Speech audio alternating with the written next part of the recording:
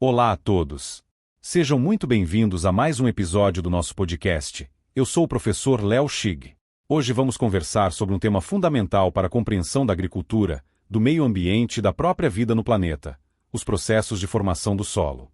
Muitas vezes, quando pensamos em solo, imaginamos apenas a camada de terra onde as plantas crescem. No entanto, o solo é muito mais do que isso. Ele é um corpo natural dinâmico, vivo e em constante transformação, resultado da ação do clima, dos organismos, do relevo, do material de origem e do tempo. Entender como o solo se forma é essencial, especialmente para os estudantes e profissionais da agronomia, já que toda a produção agrícola depende diretamente da qualidade e do comportamento desse recurso natural. No episódio de hoje, vamos entender o que é pedogênese, quais são os principais processos gerais e específicos de formação do solo, quais fatores controlam esse processo e por que esse conhecimento é tão importante para a prática agronômica. Podemos começar dizendo que o solo não é um cenário inerte. É um corpo natural vivo, dinâmico e com constante transformação. O que é a formação do solo? A formação do solo, também chamada de pedogênese, é o processo pelo qual rochas e minerais se transformam, ao longo do tempo, em um corpo natural organizado em camadas, conhecido como perfil do solo. De forma geral, a formação do solo envolve dois movimentos principais. O primeiro é a presença e a acumulação do material de origem, que serve de base para o desenvolvimento do solo. O segundo é a diferenciação desse material em horizontes, ou seja, em camadas com propriedades distintas, que passam a compor o perfil pedológico. Por isso, o solo deve ser entendido como resultado de uma longa história natural. Ele não surge pronto, mas é construído lentamente pela ação do ambiente. Processos gerais de formação do solo.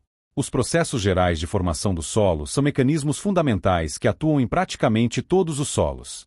Eles explicam como o solo ganha materiais, perde componentes, movimenta substâncias internamente e transforma seus constituintes. O primeiro processo é a adição. A adição corresponde à entrada de materiais no solo, como restos de plantas, resíduos de animais, água da chuva, sedimentos transportados pelo vento ou pela enxurrada e até gases atmosféricos, como oxigênio e dióxido de carbono. Esse processo é importante porque contribui para o enriquecimento do solo, especialmente pela incorporação de matéria orgânica, que depois pode formar o humus. O segundo processo é a remoção, também chamada de perda. Nesse caso, o solo perde materiais, tanto na superfície quanto em profundidade. Na superfície, isso ocorre principalmente por erosão hídrica e eólica. Em profundidade, ocorre por meio da lixiviação, que é o arraste de substâncias solúveis pela água que infiltra no perfil. Esse processo pode empobrecer o solo, reduzir nutrientes e comprometer sua estrutura. O terceiro processo é a translocação, que consiste no deslocamento de materiais de uma parte do solo para outra dentro do próprio perfil. Diferentemente da remoção, aqui os materiais não saem do sistema, mas mudam de posição. Argila, matéria orgânica, ferro, alumínio e sais podem ser transportados das camadas superficiais para horizontes mais profundos. Esse movimento é muito importante para a diferenciação das camadas do solo. Por fim, temos a transformação, que envolve alterações físicas, químicas e biológicas nos constituintes do solo. O principal exemplo é o intemperismo, que decompõe os minerais da rocha e dá origem a novos minerais, como argilas e óxidos de ferro e alumínio. Também faz parte desse processo a decomposição da matéria orgânica, que gera humus e melhora diversas propriedades do solo. Esses quatro processos, adição, remoção, translocação e transformação, constituem a base da formação e da evolução dos solos. Processos específicos de formação do solo. Além dos processos gerais, existem também os processos específicos, que resultam da atuação mais intensa ou predominante de determinados mecanismos pedogenéticos. Eles são responsáveis por características particulares de certos tipos de solo. Um dos mais importantes no Brasil é a latossolização. Esse processo ocorre principalmente em regiões tropicais úmidas, onde há altas temperaturas e chuvas intensas. Nessas condições, ocorre forte intemperismo e intensa lixiviação, levando à remoção de sílica e bases trocáveis. Como resultado, a concentração de óxidos de ferro e alumínio, formando solos muito profundos, bem drenados e bastante intemperizados, conhecidos como latossolos. Outro processo é a podzolização, caracterizada pela mobilização e redistribuição de compostos orgânicos, alumínio e ferro entre os horizontes do solo. Esse processo gera uma clara diferenciação entre camadas mais empobrecidas na superfície e horizontes inferiores enriquecidos pelos materiais translocados. Temos também a gleisação, ou hidromorfismo, que ocorre em ambientes com excesso de água. Quando o solo permanece saturado por muito tempo, falta oxigênio nos poros, e isso altera as reações químicas internas, especialmente as relacionadas ao ferro. Como consequência, o solo passa a apresentar coloração acinzentada, azulada ou esverdeada, típica de áreas mal drenadas, como várzeas, brejos e ambientes encharcados. Outro processo importante é a salinização, que consiste no acúmulo de sais solúveis no perfil do solo.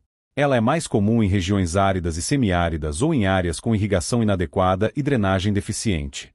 O excesso de sais prejudica o crescimento das plantas, dificulta a absorção de água e compromete a produtividade agrícola. Por fim, temos a plintização, que está relacionada com a concentração de ferro no solo, formando plintitas. Esses materiais podem endurecer com o tempo, especialmente em ambientes com alternância entre períodos de umidade e secagem.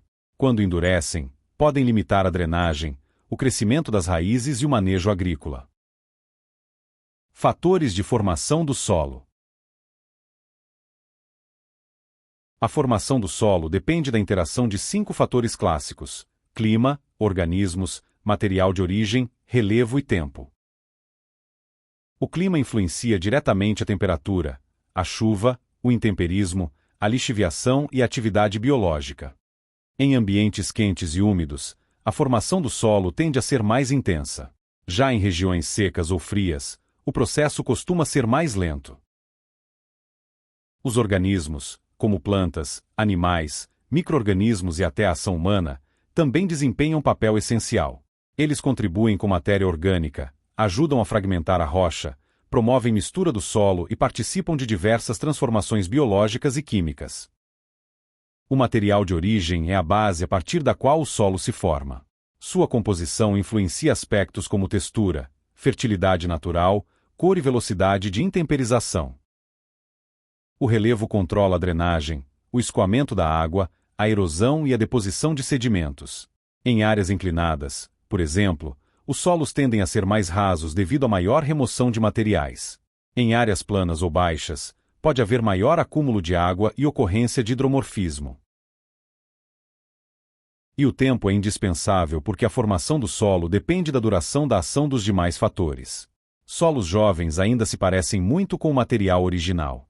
Solos antigos, por sua vez, costumam ser mais desenvolvidos, profundos e organizados. Qual a importância do tema para o estudante de agronomia? Para o estudante de agronomia, compreender a formação do solo é indispensável. Isso porque o solo é a base de toda a produção agrícola. Conhecer sua origem, sua evolução e seu comportamento ajuda a entender por que diferentes áreas apresentam distintas condições de fertilidade, drenagem, profundidade, acidez, estrutura e aptidão agrícola.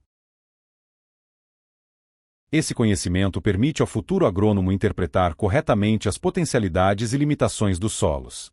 Ao compreender processos como erosão, lixiviação, hidromorfismo, salinização e intemperismo, o estudante se torna mais preparado para tomar decisões relacionadas à correção do solo, adubação, escolha de culturas, práticas conservacionistas, irrigação e manejo sustentável. Além do aspecto técnico, existe também uma dimensão ética e ambiental. Quando o estudante entende que o solo leva muito tempo para se formar, mas pode ser degradado em poucos anos por manejo inadequado, ele passa a valorizar mais a conservação desse recurso. Isso fortalece uma visão profissional comprometida com a sustentabilidade, a segurança alimentar e a preservação ambiental. Assim, estudar os processos de formação do solo não é apenas aprender teoria. É adquirir base científica para atuar com responsabilidade, eficiência e consciência no campo. Chegamos ao final do nosso episódio. Hoje vimos que a formação do solo, ou pedogênese, é um processo complexo e contínuo, resultado da interação entre processos gerais, processos específicos e fatores ambientais que atuam ao longo do tempo. Também entendemos que esse conhecimento é essencial para a agronomia, porque permite interpretar o solo de forma mais completa, orientar práticas de manejo adequadas e promover uma agricultura mais sustentável e tecnicamente eficiente. O solo é um recurso natural indispensável para a vida, para a produção de alimentos e para o equilíbrio dos ecossistemas. Por isso, conhecê-lo é o primeiro passo para utilizá-lo com responsabilidade. Muito obrigado pela sua atenção. Até o próximo episódio.